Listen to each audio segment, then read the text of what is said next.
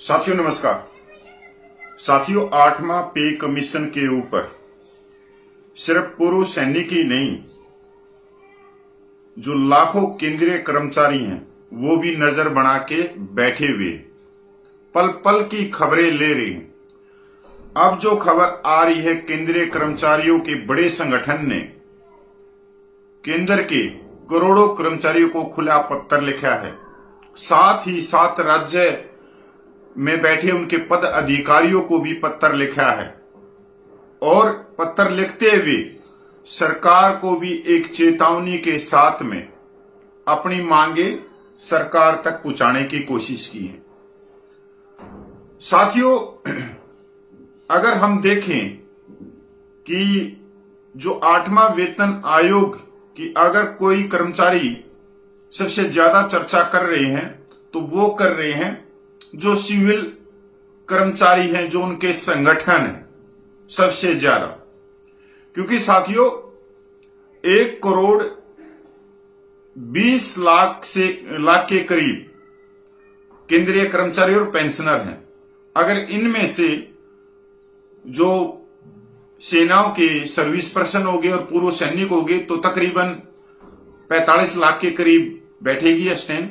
तो आप देखोगे जो सिविल कर्मचारी और पेंशनर हैं वो 80 लाख से ज्यादा। तो सरकार पर एक जो दबाव बना के रखते हैं तो वो सिविल कर्मचारी ही सरकार के ऊपर दबाव बना के चलते हैं, चाहे कोई भी पे कमीशन हो। अगर हमारी बात की जाए पूर्व सैनिकों की तरफ से, तो पूर्व सैनिकों की तरफ से कभी भी कोई दबाव नहीं बन पाया है। वो भी इसलिए नहीं बन पाया है क्योंकि जो पूर्व सैनिकों का जो प्रेजेंटेशन जो देते हैं वो 5 ऑफिसर हेड संस्थाएं हैं और जो रक्षा मंत्रालय से संबंध रखती हैं।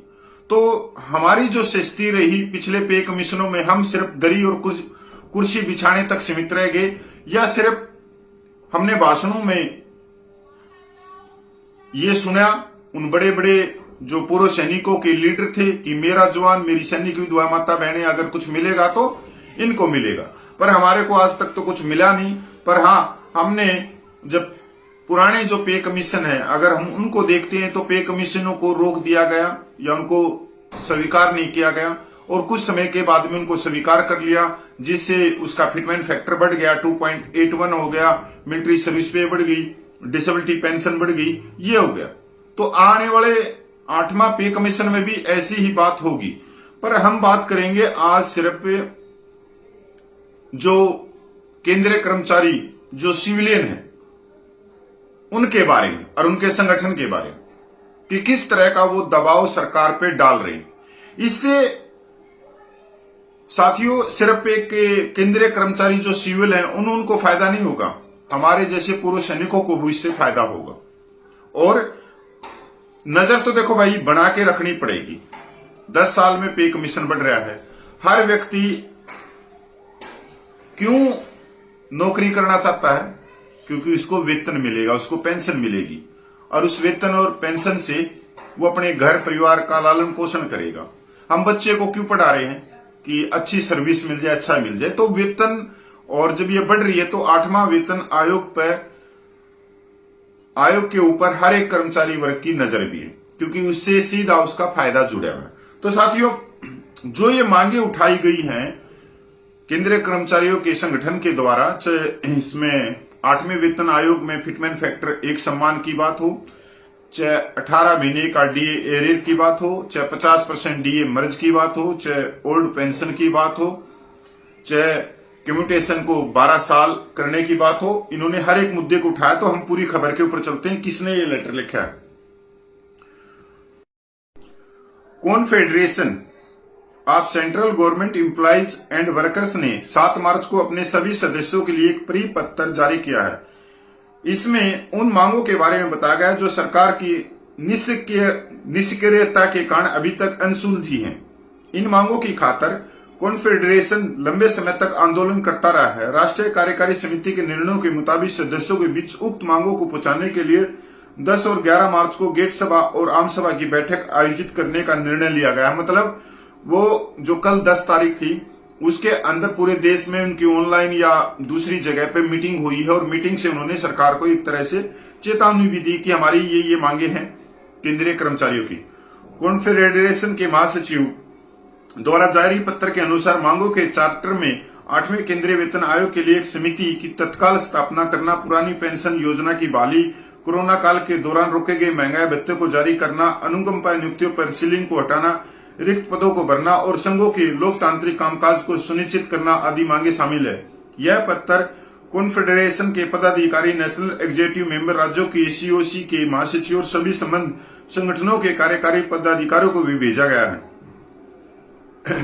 परिसंघ अपनी वास्तविक वेतन मांगों को लेकर लंबे समय से आंदोलन कर रहा है, लेकिन सरकार का रवैया अड़ियल है। सभी मांगे अनसुलझी हैं, जिसके परिणाम स्वरूप केंद्र सरकार के सभी कर्मचारियों में नाराजगी है।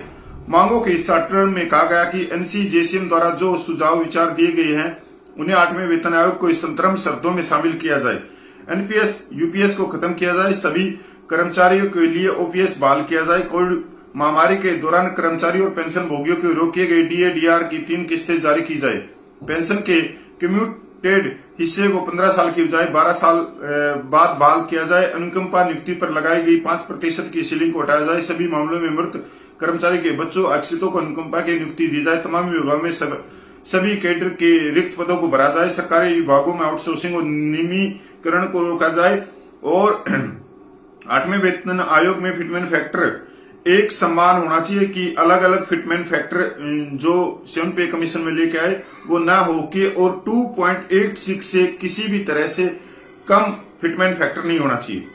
जेसीएम के तंत्र के अनुसार एसोसिएशन फेडरेशन के लोकतांत्रिक कामकाज को सुनिश्चित किया जाए, लंबित एसोसिएशन फेडरेशन को मान्यता प्रदान करे और एआईपीयू, ग्रेड सी, यूनियन, एनपीआई और वाई फलाना।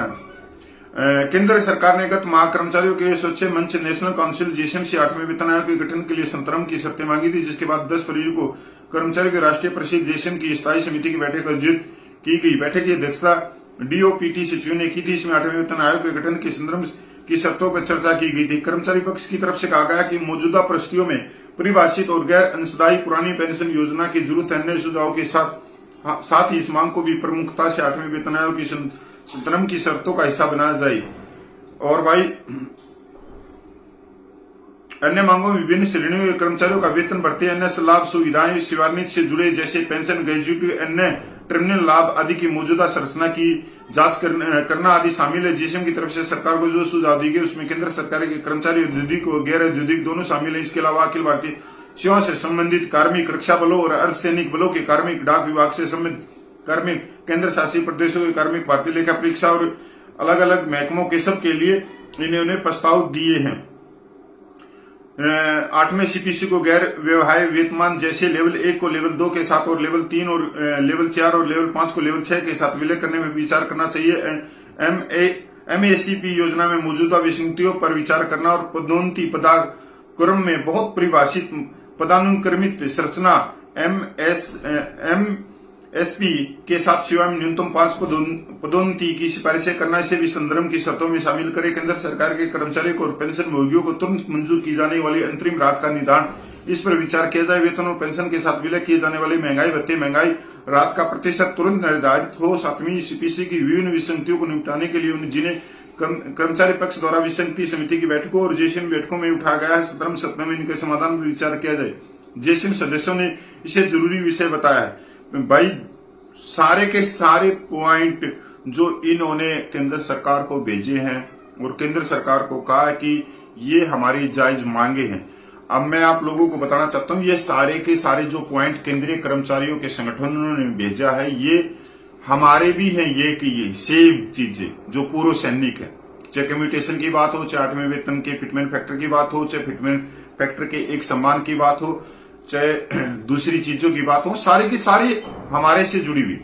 साथियों देखो, मैं एक चीज तो बता देता हूं, पूर्व सैनिकों का तो कोई ऐसा संगठन है नहीं जो पूर्व 30 लाख पूर्व सैनिकों की मांगों को सरकार के सामने प्रेजेंटेशन कर सके, और सरकार वैसे बुलाएगी नहीं। और पूर्व सैनिकों में इतनी आज के टाइम इतनी एकता नहीं कि वो एक मंच पे आ जाए, क्योंकि यहाँ पे अपने अपनी डपली, अपना अपना राग है। सब ने अपनी दुकानदारी, एक चोरी की दुकानदारी बनाई हुई है, लोगों की जेब काटना, सदस्य के नाम से उनसे पैसा लेना और चाय पकौड़े खा के कोई आगरा की मीटिंग में रफू चक्कर हो जाता है, कोई जंतर मंतर से पैसे लेके रफू चक्कर हो जाता है, कोई दिल्ली में बैठ के मीटिंग करता है, कोई कहीं करता है, तो पूर्व सैनिकों की तरफ से तो कोई प्रेजेंटेशन देगा नहीं।